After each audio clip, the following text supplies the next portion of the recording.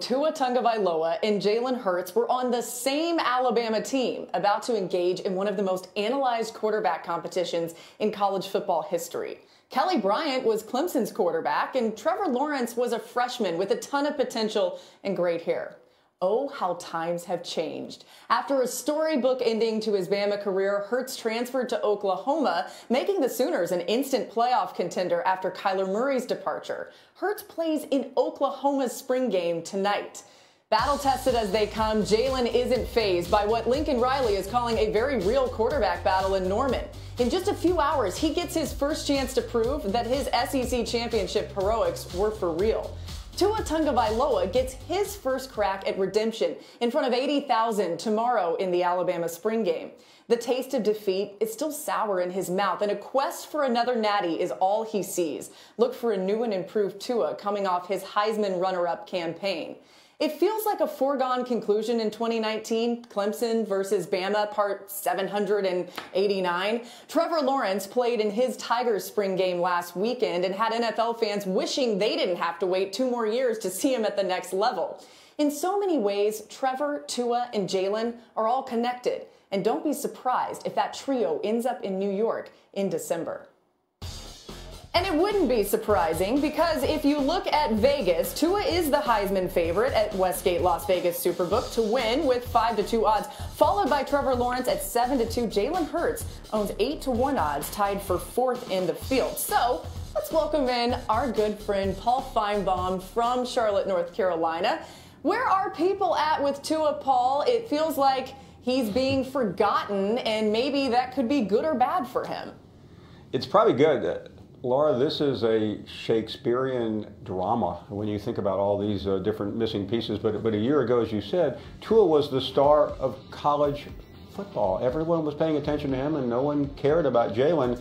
And I think Jalen right now has more upward mobility. Tua had a rough end of the season after a couple of us declaring him the greatest quarterback of all time. He got hurt, and he looked terrible in the championship game against Clemson. Trevor Lawrence starred, and now Jalen has another opportunity. You can't make it up. It really is crazy, and when you think about how they all kind of operate around each other, it makes it even crazier. You mentioned Jalen Hurts, Paul. Do you think that this is a chance for him to have a turnaround year under Lincoln Riley in that offensive system?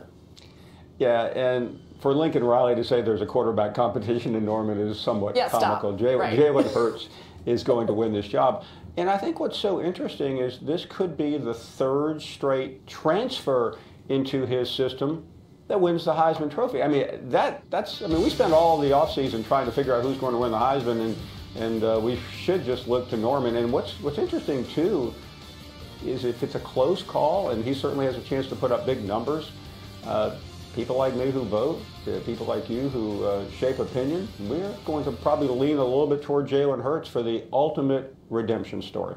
Yeah, it is a feel-good story, and everyone will remember that SEC championship game that allowed Alabama to get to the playoff, but maybe there's more to come for Jalen. Thanks so much, Paul, for joining us on Get Up this morning. We'll check in with you, I'm sure, as we head into college football season. But let's stick with the NFL here and run the Hurry Up with Dominique. We start in Pittsburgh, where, my goodness, you talk about drama. The most dramatic offseason in recent memory keeps rolling on from the Steelers. The latest is from former running back Rashard Mendenhall. He labeled Ben Roethlisberger a racist in a tweet before clarifying hours later that he was making an exaggerated point. Neek, what's going on? Well, that was an exciting tweet situation yesterday. I thought Ramon Foster's answer to it was kind of unnecessary and a bit pointless because if you think about it, all the drama that's happening is from people who are no longer in the locker room. They need to focus on inside the locker room and kind of galvanize the troops around that point. Those guys who are outside are outside. They're gone now. They can be your friends if you want to be your friends, but their opinions don't impact what's going forward this season. Yeah, Ramon's tweet, the PSA there, he says, contact me or Marquise Pouncey or anyone else. We'll see what happens with that as we go along here. So let's talk about Kyler Murray. Actually, we're going to stick with this because this is more about the Steelers. When you think about what will happen for them going forward, it is interesting because they do need to actually show up and play at some point. Yeah. We're now going to go to Kyler Murray. So it does, I'm moving along here with you. Doesn't seem like Kyler Murray would fall to 6. He did meet with the Giants yesterday, though. Do you think the G-men need to draft a quarterback in this first round? If Kyler Murray is there, yes. If not, No, I think it's been made quite clear that they don't believe in Haskins, so don't get him if you don't believe in him. And I don't think that Haskins will necessarily make it to that point, in my opinion. Yeah, in their latest mock drafts, both Mel and Todd have Dwayne Haskins going 6th to the Giants.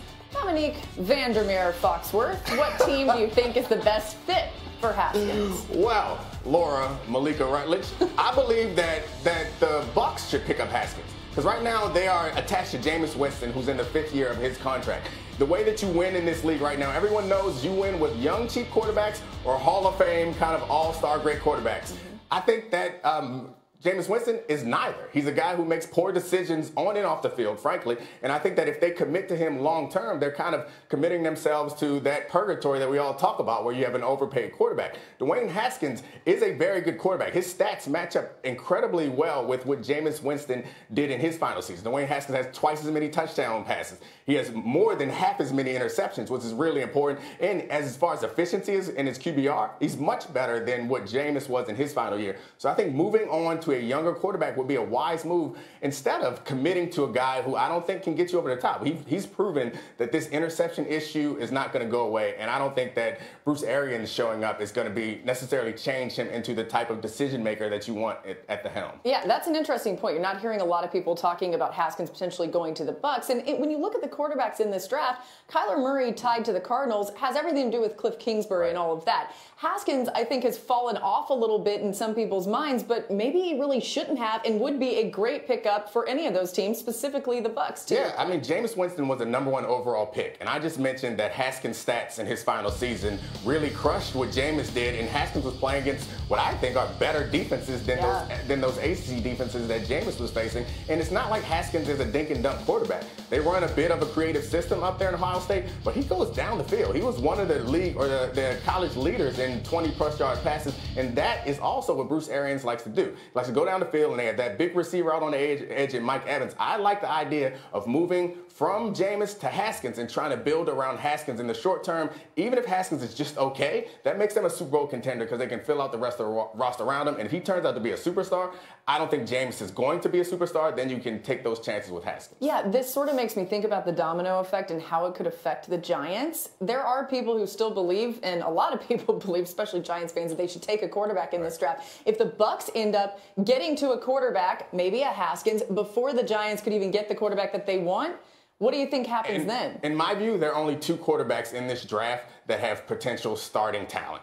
It's Haskins and that's Kyler Murray. If one of those guys gets to the Giants, then they should pick him. I don't think they should go beyond that. None of those guys, the rest of those guys, I think, are guys that you might want to get late. And I think they're going to go high or mid in first round, maybe high in the first round, because this league is quarterback obsessed. But I don't think that their talent warrants that. It's just because it's a weak quarterback draft. I think they need to be smart and get someone who can help their team right away. Maybe one of these mini defensive ends, because they traded away Olivier Vernon, their best pass rusher, in order to strengthen their offensive line with Zeitler. So right now, if there's a good pass rusher there, they should get him. If Haskins is still there, maybe they should get him. But I don't think so. I think Haskins should go to the Bucs. Yeah, I doubt Haskins is still there at that point. Yeah. So really quickly, I'm interested in Jameis Winston. If your scenario works out and he ends up somewhere else, what do you think his future looks like? You're basically saying that he's kind of in that middle ground in NFL quarterback land. Well, he's so talented that he's one of those guys that you'll see he'll continue to get chances. You can go down the list of guys like that, from Jay Cutler all the way back to Jeff George. Like, they're always guys who have big arms,